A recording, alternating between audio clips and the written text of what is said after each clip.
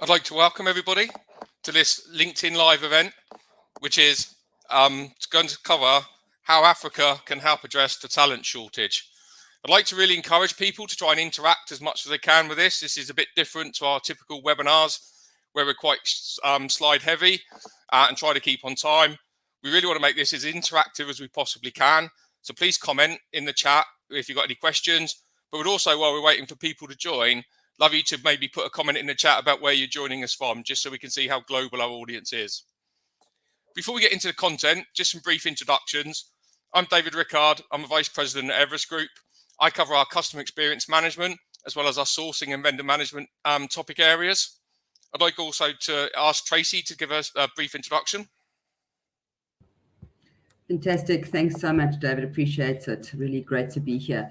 I represent the Trade Body and Industry Association for the Global Business Services sector in South Africa, known as BPESA, and have represented the Rockefeller Foundation as part of their Digital Jobs Africa and Impact Sourcing Initiative in Africa, and specifically focused in from a South African perspective. Great to be here. Thank you. Brilliant. Thanks, Tracy, and thank you for joining us. I think it's really important that we have a voice from the region as well, giving us an in-depth view, and you're sharing your experience. So thank you very much for joining us today. Parul? Hi everyone, Parul Jain, Practice Director with Everest Group. I basically lead our locations and workforce optimization practice based in the Gurgaon office. Look forward to the discussion today. Thanks, David. Thank you. And Nitish? Thanks, David. Hi, folks. My name is Nitish. I'm a partner with the firm based out of a UK office and focusing on all things which are research and advisory around the technology services landscape with our UK and EMEA clients. Excited to be on this. Brilliant. Thanks, Nitish. And even just seeing the comments already, I think we've got a pretty diverse audience. I can see people from Toronto, Romania, Norway, the US, from the UK. So thank you everyone for joining. And please keep putting the comments in on either where you're based or if you've got any questions as you come up. So we'll get into the meat of the conversation today. And the first thing we wanted to sort of talk about was the fact that we did a recent key issue study across all of our target segments. And what we've seen undoubtedly across all of our clients that we talk to, both service providers and enterprises, is that talent is the biggest challenge that they're facing for their business. So that was number 5 in the 2021 key issue study, and this year it has jumped to the number 1. And I think that we're hearing this a lot in the market in terms of people are finding it really hard to find talent. They're finding it hard to keep the talent they've got as well. And we're hearing from all enterprises that there actually is a massive challenge for them to be able to do that. So what we want to cover today is actually some of the challenges we're seeing in talent, but then also go into more detail about maybe how Africa could help to resolve this problem as well. When we look at the talent pyramids that we see, what you can see on this chart is actually the challenge that we're going to see in both North America and Europe in terms of lack of available talent coming through. But I'd really just sort of maybe invite Tracy just to give us a view in terms of we can see the pyramid there for Africa, and you can actually see that there's a great depth of talent coming through. But just want to get your perspective on what you're seeing from the local market perspective, if we could. Yeah, thanks so much. Really appreciate it, Dave. So, I mean, if you have a look at the African continent, 19% of the global youth population is from Africa. And that was in 2015, I think they did the survey, and it was about 226 million individuals. The anticipation is a 42% growth by 2030, taking us up to 320 million youth in Africa. So the fastest growing youth population on the planet is on the African continent. And obviously with the Africa Free Trade opening up now and so many countries busy working together, what we're seeing is this massive opportunity from a commercial growth perspective, but this massive opportunity of skills to help support the global community with regards to the global business services sector and services, etc. And that was really the premise where Rockefeller Foundation back in 2008 actually looked at the African continent and said, with the number of upcoming youth, how are we going to support them with digital skills? Because that's going to be their entry into the world of work, they're basically digital literacy. And off the back of the Digital Jobs Africa project, they landed up actually honing into what many in the global business services space now understand as the impact sourcing focus about how it is that you can intentionally recruit and retain skills from marginalized communities. Not a CSR project, but it's not an impact sourcing discussion, so we won't go into that now. But we've just seen numerous organizations like Harambee, who I see is on the call, and a number of others that are working across countries in Africa, Rwanda, Kenya, South Africa, really honing in on the skills to see how they can reskill, upskill, future skill, and purpose the skills to support the global community where we're seeing talent shortages. And we are seeing an abundance of interest coming from across the globe, looking at Africa from a support services perspective, besides the obvious commercial opportunity of growing brands and logos. But it's really, I'd like to say it was off the back of some of the work the Rockefeller Foundation did that it got us into this focus. We worked closely with yourselves at Everest to say, where does the opportunity exist? And we're seeing that the results coming through now. So it's a super, super exciting time. And I think, in the words of Shakira, saying that it's time for Africa, it definitely is now. So exciting times. But back to you, Dave. And Tracy, on the rehearsal yesterday, you said you would sing it if we were going to mention Shakira. So we'll save that till the end. I'd like to get some views from Nitish and Parul on that. But just one quick comment. I know you said it wasn't an impact sourcing conversation, and this one isn't. But I think from an Everest Group perspective, we've got a lot of really great content around impact sourcing. And I've seen it firsthand down in South Africa myself.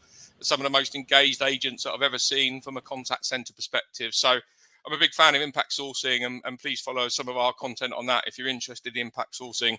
Rita Soni would be a great resource for maybe to have a chat with if you're interested.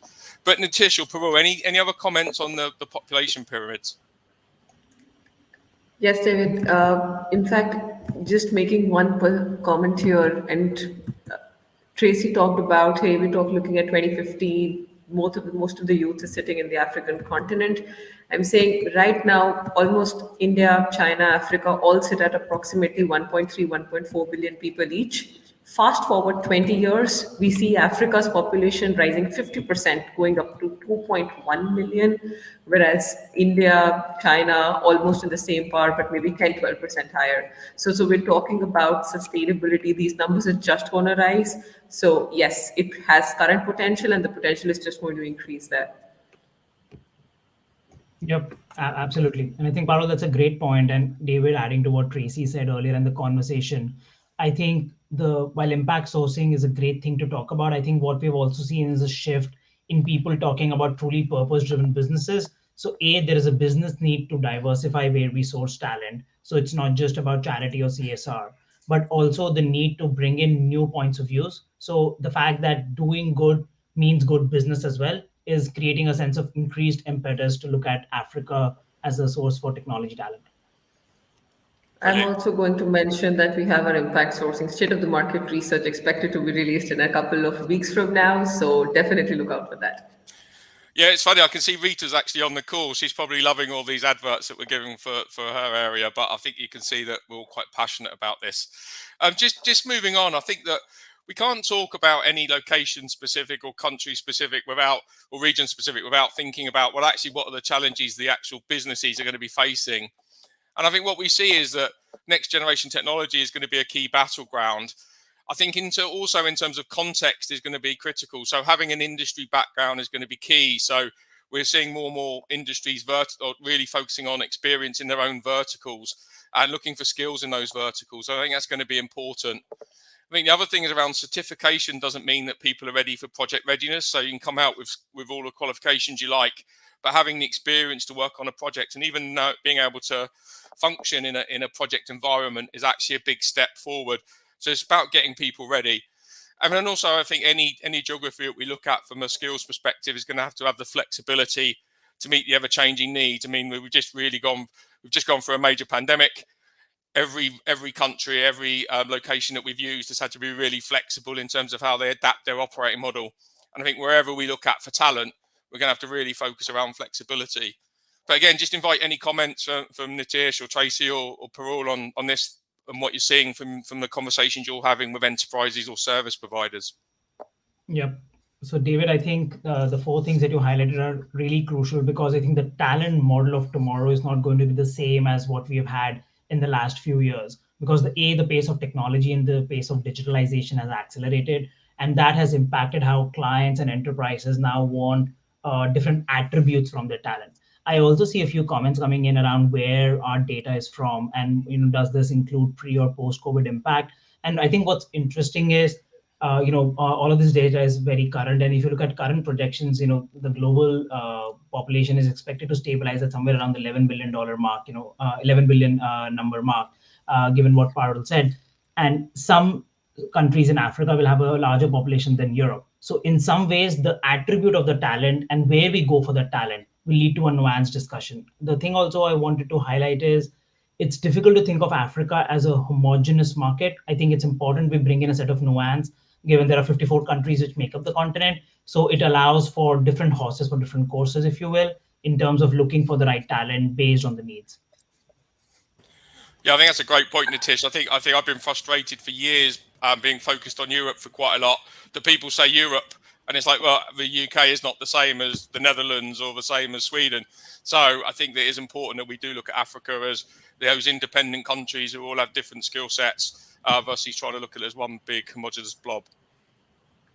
Definitely. In fact, most of these locations vary in terms of the maturity from a global services standpoint. There are locations like South Africa, Egypt, Morocco, which are already housing so many large multinational corporations, scaled operations on that side. There are other locations in West Africa, East Africa side, like Ghana, Rwanda, Nigeria, which have got large talent pools. However, the current market maturity is low. But there is great untapped potential. So the nuances would differ. As Nitish said, you need to think about the trade-offs while investing in one country versus the other. Absolutely. And if I just add on to what you're saying there, Parul and Nitish, is that the language capability, given the history of Africa and the different languages that exist, you've got different European languages, an abundance of English across the African continent. And then on the skills side, if we look at Egypt, they are focused on creating about 50,000 digital skills this year alone. South Africa has been working very, very closely with a number of organizations looking at how they can also hone in on the digital skill side, and then just increasing and improving on their mature focus, which is the CX customer engagement side. As you said, you look at Kenya, Rwanda, Ghana, there's all sorts happening there. So there's a lot of companies that are saying, am I going to be first to market? Am I going to hop in there and actually start servicing my clients from there? And then, of course, we all know that off the back of COVID, a lot of new data points coming out. But equally so, we have a lot of organizations that are risk diversifying across the globe. And through the Global Technology and Business Services Council that Everest worked with as well, with a number of the associations across the globe saying, here's our scarcity of skills, here's the supply of skills, how to create a heat map to help match that. So it's really about how we work as a collective, knowing that Africa is a potential source of skills and how we then support where the shortage exists. But it's an exciting time. It really, really is. Thanks, Tracy. And I think if we go back to the slides, I think that what we're seeing and what we talk quite a lot about is that you need to think about shorter and longer term solutions. So in a lot of these LinkedIn Lives and webinars, we're trying to actually help organizations, both enterprises and service providers, think more about solutions than just presenting some data and talking about here's a problem, but also starting to think about what the solutions could be. And I think when we look at the short term solutions and we're thinking about just get better at hiring than your neighbor, so attracting talent from your competitors, but probably also getting better at keeping the staff that you've got, and then be ready to bust your budget. So we're hearing lots of conversations with enterprises and providers that we talk to about being asked for wage increase or needing to give wage increases to get the right staff. But I think if we think about the longer term solutions, then it's really about thinking about that. How do you reduce the demand? And we do a lot of coverage around things such as automation, how you can take the demand out of the system or a need for people. But then the one that we're really talking about today is so then find those new pools of talent to really be able to supplement what we're looking for and get the talent at a cost-effective price, but also with the right skills. And I think it's also the skills are really important, and having the skills to be able to deal with customers or handle transactions or support IT functions with the right skills and not just at a low price. But again, interested to get people's view on this one, what we're seeing from their perspectives on this when they're talking to their clients. Absolutely, David. key point here when we say be ready to bust your budget. We've spoken to a lot of organizations, and the best in class have realized that loosening the purse strings is only going to get them so far. We definitely need to kind of think about big time investments here. And all of these investments need to come in with a mindset change, essentially view them as meaningful investments with tangible ROIs, defined outcomes, focus on enhanced employee experience, customer experience, essentially pivot the business case on growth and not just looking at cost optimization. Yeah, without a doubt. And I mean, we're seeing globally that diversity and inclusion and the ESG aspect, ethical sourcing and governance, is becoming one of the leading criteria when we look at how organizations are engaging from a supply chain perspective and how they're procuring. And that is definitely something that from an African perspective almost has the advantage of seeing where the needs are and be able to kind of create and co-create the solutions to address those needs, especially given the talent supply need. And again, there's just a number of organizations working with these source markets, so with the clients to actually co-create those solutions on the African continent. And again, if we go back to the impact sourcing piece, we just know that the quality of skills that are coming out of hiring from an inclusive hiring perspective and looking at our impact workers, we really are just ensuring that we're giving absolute quality to our clients and our customers, because those individuals are so grateful for the opportunities to be able to make a meaningful difference in the global economy and then back into their families and communities. So that in itself is helping to support looking after staff and talent. But it is clearly an important part, and that is where, as we see more and more organizations hopping onto the African continent, we are going to see how employers of choice are going to have to make certain differences. It can't just be plug and play solutions anymore. They really are going to have to engage with their staff in a very meaningful way. Brilliant. Thanks, Tracy. And I saw we had a comment from Tanya asking about these numbers taking pre or post COVID impact on the societal numbers. I don't know, Nitish, did you have a view on that we wanted to just to make sure that we can answer that question? Yep, David, that's a great point. So Tanya, these numbers include the impact of COVID as far as we can forecast, because, I hesitate to use the term post-pandemic because you're not out of this yet. I think there are things that can change, as we know, and not to mention the geopolitical complexity. But as of now, this includes the long-term and the current trends on how these demographics will change. Brilliant. Thanks, Nitish. And there's another question from Subhojit around we need to realise that the talent in Africa is very diverse, not just in language, but also in technical skills. And the comment was it truly can compete with any geography in the world. And I think that's exactly right. I think that's hopefully what we're saying today, really, which is such a diverse region. I think you can get the skills in anywhere. And actually, if we go to the slides, I think actually that plays nicely into our next slide, where we start to talk about when you're looking at location, you need to assess it from two perspectives. Firstly, the current readiness, but then also the future potential. And again, Parul, I know this is an area very close to your heart. So did you want to sort of just take us through some of this? Definitely. Thanks, David. So essentially, what we've done here is looked at the major regions and mapped them to their current and future potential. So geographies like US, Western Europe, nearshore Europe, which have been highlighted in dark blue here, these are mature locations, have been dominating the services landscape. However, 20, 30 years from now, operating here is going to be a challenge because of unfavorable population pyramids and rising costs. However, if you look to the right, the ones in orange, Latin American, Caribbean, Asia Pacific, Africa, all of them have their own unique value propositions. I'm going to go through them one by one. If you talk about Latin America and Caribbean, it's a favorable nearshore solution for companies in the US and Canada, similar time zones, cultural similarities, lower cost. However, its own trade-offs include things around challenges with delivery enablers, some macroeconomic, geopolitical concerns, ineffective judiciary, corruption, etc. But there are locations like Mexico, Costa Rica, Brazil, which are kind of gaining traction, especially from an IT R&D standpoint. Asia Pacific, the geography, especially within that, India and Philippines have kind of held the lion's share for the global services market. In fact, during COVID, the resiliency portrayed by a lot of centers in these locations have kind of bolstered the value proposition of these locations. Kind of companies are seeing increased investments. There are massive plans of growing headcount here. Coming down to Africa, I think in the last 18 months, 18 to 20 months, we've seen a lot of interest in locations across Africa. It's not only just being viewed as a cost-effective option, but also you're getting good talent, you're looking at a risk diversification option. People who don't want to put all their eggs in one basket, they're looking at a more diversified, more kind of, especially if you want to support Europe in the same time zone proximity and cultural similarities, etc. It's getting more traction here.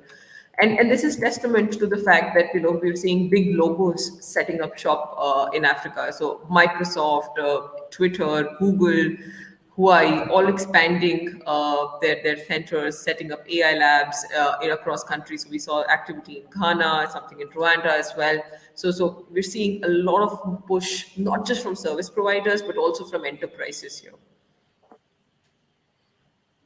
Brilliant. That's great. Thanks, Paul. And actually, a question that may come for you, but also be interested to get Tracy and Nitish's view on this. A question that came in from Alex Barnes is curious to hear our thoughts on African startups plus talent. So, for example, 8 out of the 12 startups at Toronto Techstars Demo Day were African. So I think it's probably echoing a lot of the stuff that we're saying, which is there is a very diverse talent pool and the tech capabilities are there. But maybe start with Tracy. Do you have a view on that? I'm sure you see a lot of companies that are starting and trying to become global over in Africa. Without a doubt, there's an innovation that exists in Africa and within the African spirit that I haven't actually seen elsewhere. And if I just reflect on some of the sort of digital engagements where we've had with take it down to basic coding with, kind of fresh out of school leavers. And you have this assumption of what it is that they're going to start coding for and the businesses they're going to set up. And it is phenomenal, the ideas that come out of these individuals' lives because of their lived reality, which is very applicable across Africa, but globally as well now. So the number of startups and just these amazing fresh ideas that are coming through, I think just given more opportunity, that would just escalate.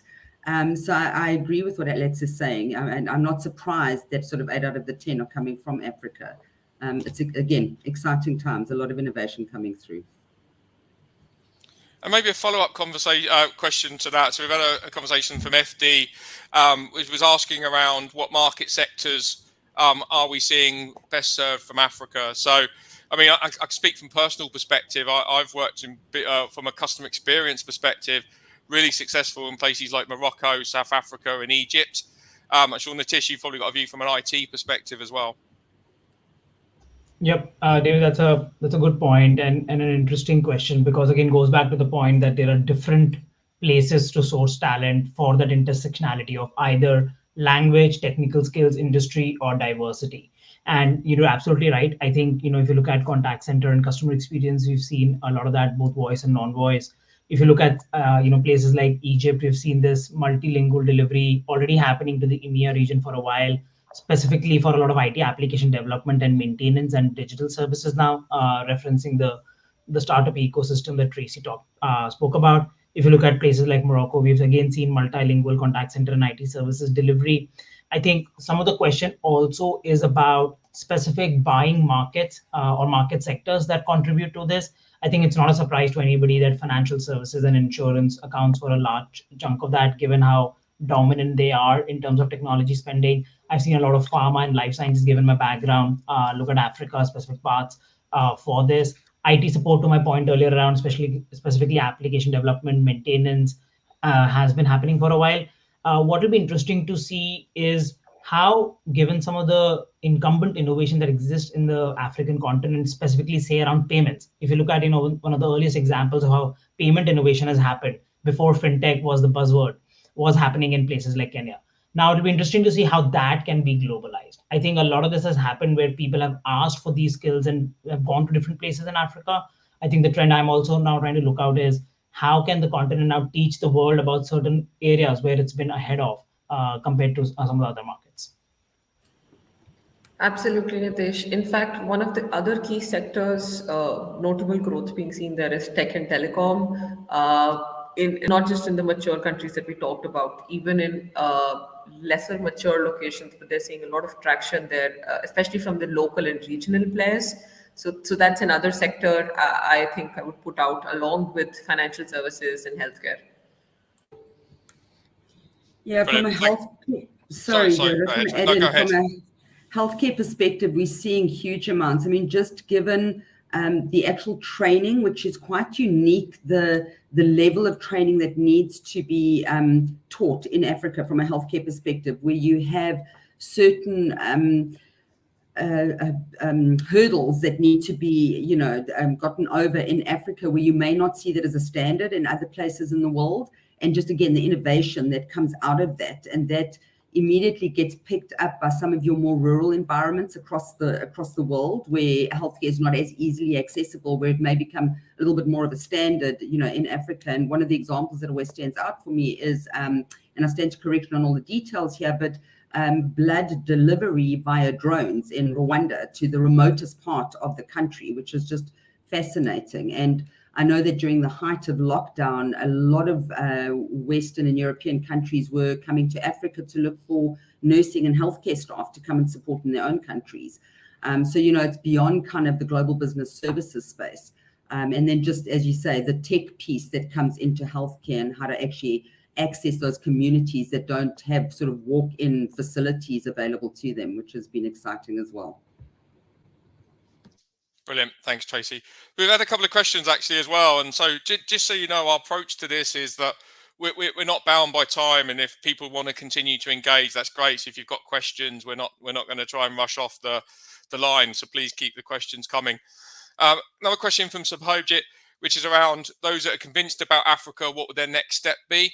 I think we can share some details on a recent blog that we've done. That also talks about this, but Tracy, maybe briefly, you probably with your connections into the region, maybe you can give us a quick overview of maybe what the next steps are. But I would also direct Subhojit to blog as well. Yeah, absolutely. And I mean, Subhojit, you know the environment relatively well as well. So it's, a great question, and thank you. So for the more mature global business services environments like South Africa, like Egypt, like Morocco, you will have your investment agencies or your industry support organizations like BPESA, which I work with. And those are the organizations who work with the Department of Trade, Industry and Competition to kind of really handhold any potential interested parties, investors, etc. Over and above that, there's obviously a number of global BPOs that are already supporting and servicing clients. And actually, what I would encourage there is that any of the end user clients is to actually engage with those global BPOs and say, if you aren't in Africa already, why not?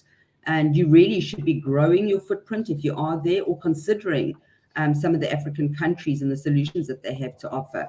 The biggest thing that I see with any of the clients that we engage with who haven't been to Africa before, when they come here, number one, they are just bowled over. Perception and reality are quite different. And when they arrive here, they realize the abundance of available skills, talent, opportunity, but also the maturity of the market. And if I can be brave enough to say, actually, how advanced some of the systems are in your more mature markets, where there may be organizations that assume that they're running best practice, and they come through to some of the operators that are operating out of the more mature markets, and they're like, wow, we were only thinking about actually putting those processes in place, and you guys have been running this for, a number of months or years already. So that would be the first entry point, is working through any of the investment type agencies or the industry associations. Brilliant. Thanks, Tracy. Just before we go back to the slides, just a quick question from Marcel. Was asking about how would you work with the teams, i.e. either Agile, or would be engaged in contracted working, and is this different in Africa?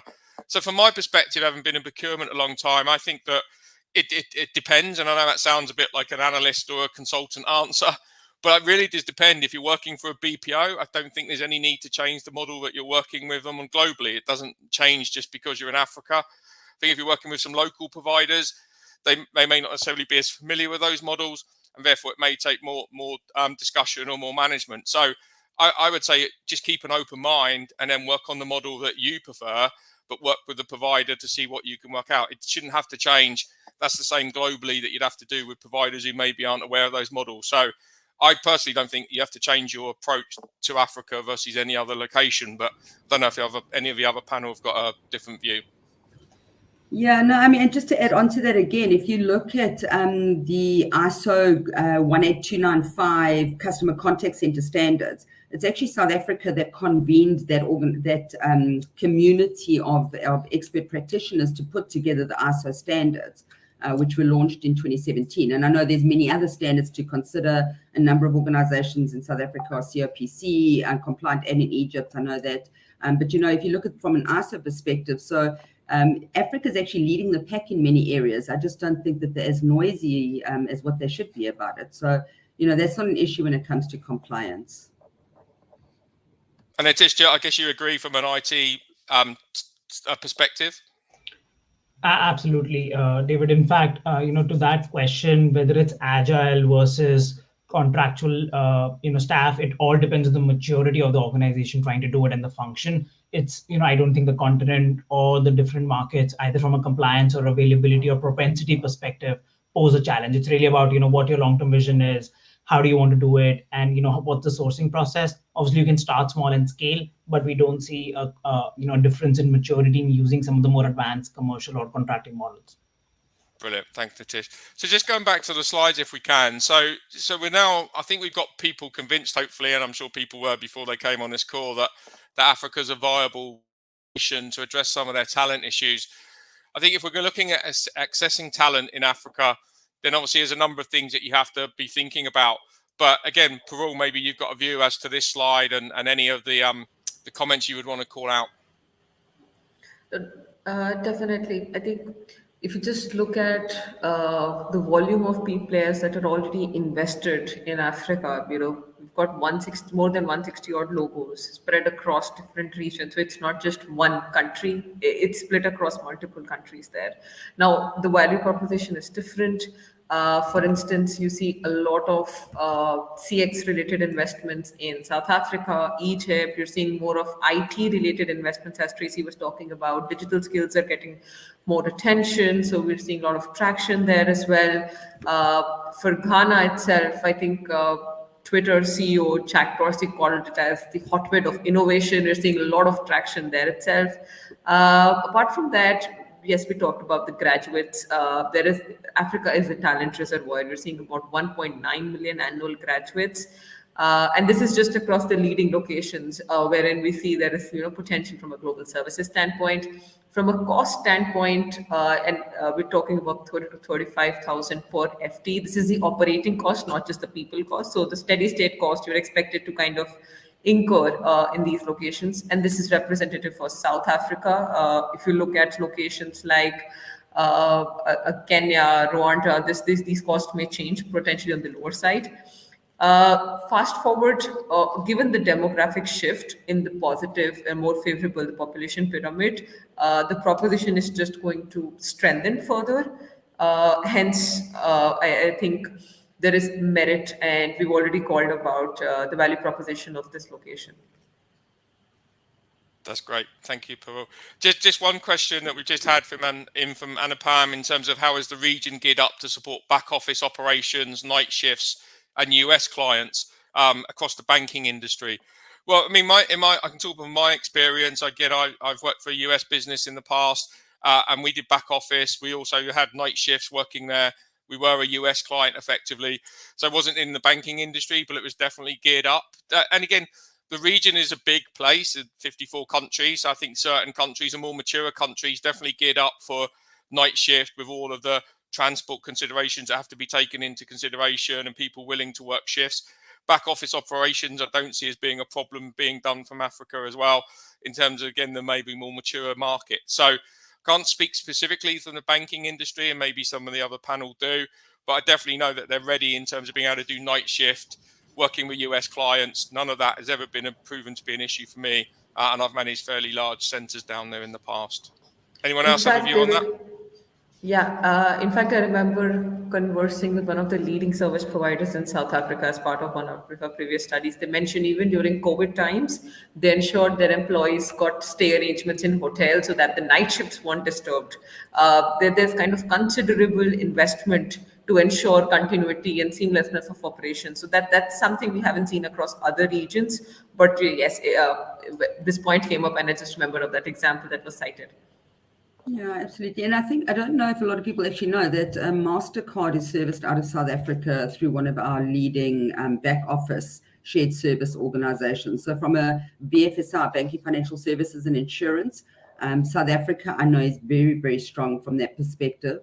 And Parul, to your point, I mean, when lockdown happened, South Africa and many African countries did have the advantage of seeing what was coming down the pipe. So, maybe managed to kind of have that advantage in making sure that there wasn't downtime, but there literally wasn't. There was sort of a day and a half while they were still getting some laptops to home or whatever. But we literally ended up moving in South Africa anyway, 60% of the staff to work from home and the rest of the 40% on site. And we're seeing that stabilizing now. It's 30% still at home and the other 70% on site, just to make sure that there is that sort of BC and DR perspective. Brilliant. Thank you, Tracy. So conscious just to move us on, I'm going to move us on actually, and I'm going to skip a slide because I think the really important one to discuss would be this last one. And again, I'll open it up to the team as we get through this. But really, when we talk about our recommendations and what we'd be recommending people to think about, which is really looking at sort of develop the technology solutions that focus on employee productivity. And actually, it's really interesting. I was talking to someone yesterday, and they were mentioning that just putting another tool on an agent's desktop, I'm talking specifically for CXM here, is not going to necessarily help the agent or the customer experience. So think about technology that actually helps productivity, not just gives them more technology. I think what we're also saying is around double down on India for the next 3 to 5 years. I have a slight challenge with this one. So I did say this when we did the rehearsal, that I don't think necessarily that's consistent across all of the lines of business that we look at. So from a CXM perspective, I wouldn't necessarily see that as being the strategy we'd want to take. I think for IT, we probably would say it would be, and Nitish will jump in and give his view. But I think it's about maybe looking at where you've got strong delivery capabilities today and making sure that they're as robust as possible. And then when we look the longer term, then as that comment says, boldly go where no one has gone before. And that's where one of the solutions we're talking about today is to look at Africa as that long-term growth for labour pool. So again, I'll open it up and maybe ask Nitish first to start on that view of India, and then we can broaden it out from there. Yeah, David, that's a great point. And the limitation of giving broad recommendations that apply to such a big continent is that not all of them can apply as uniformly. So you're right. I don't think the recommendation to think of India is going to be very uniform. I think if we really have to go back to the point around what are we trying to source for and the kind of technology or the business process talent, because while there's a ton of talent in India, given what we're seeing with the Great Resignation, wage inflation, COLA being revisited, it becomes difficult or expensive to source it. So it really has to be about what sort of talent we're looking at, and whether it's run the business, change the business, and so on. So I think it has to be a much more nuanced perspective, but I completely agree. I think there's going to be a short to medium term answer, and then there's a long term answer. I think there's also an interesting question as we talk about where do you go for different industries and functions. I think Manoj has an interesting question around how do we think about Nigeria as an offshore BPO locations. I know, David, you've looked at this in the past. Parul, Tracy, you might have an opinion as well. Do you want to chime in? Yeah, I think Nigeria currently we're seeing being leveraged more from a global services standpoint as a spoke location. There's a lot of domestic deliveries happening there already. Significant more on the IT side. We're seeing service providers supporting inbound, outbound customer services or non-voice services, mainly for telecom companies. From a language perspective, there's good availability for English and French, but I think there is limited potential for languages beyond these two. So a good location, large pool of talent available there, one of the largest kind of populous countries on the continent. But yes, it will require investment from a large scale inspection because you would kind of get the entire enabler ecosystem ready there. Yeah, and just to add from a contact center perspective, I mean, I've not necessarily seen many suppliers, service providers going big in Nigeria at the moment. I think that we're traditionally seeing a lot of the voice support being done from either North Africa or South Africa. And we are seeing developments in that sub-Saharan region, so likes of Ghana, Kenya, Nigeria. But actually, I'm not necessarily seeing the providers being there yet. The global providers, I'm sure there are regional providers there. And then as a buyer, you have to decide, do you want to go with a local provider or you're looking at a global consolidation? So I think it's just, again, one of those that you would have to assess to see what does it bring you. But I think it's growing and will be potential, but it might not be there yet, definitely from a CXM perspective.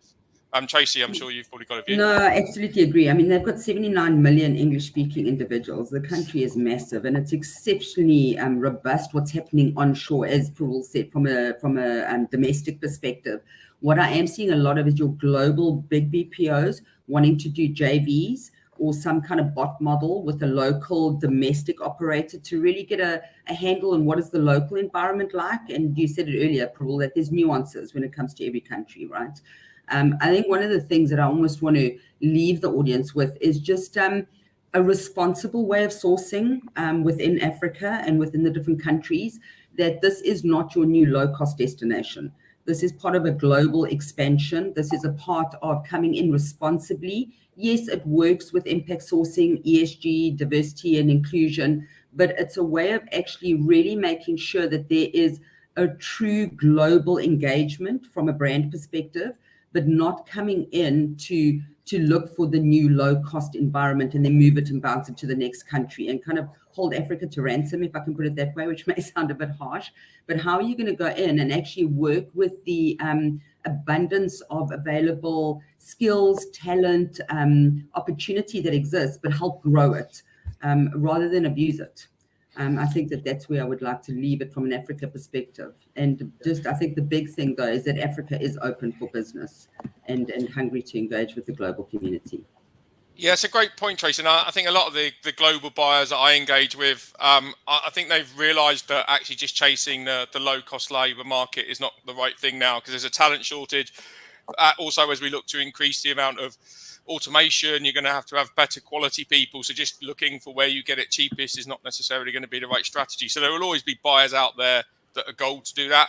But I think the vast majority of buyers I speak to now are actually thinking much more about where you get the right talent and how you treat them properly as well, and how you develop that partnership with the service provider versus just going in and taking it as low as possibly can. So I think that was a great point. So I think we've come to the end. If there's no more questions, then I appreciate you all staying with us for 40 plus minutes. Hopefully it's been enjoyable and interactive. We're always available. Our contact details are always available through LinkedIn. So please reach out if you've got any questions. I think we put quite a few links into the deck as we've been going through as well. But if there's anything else any questions you have or anything else that Everest Group could help with, then please feel free to reach out. And thank you for your time today. Thanks, everyone. Thanks, everyone.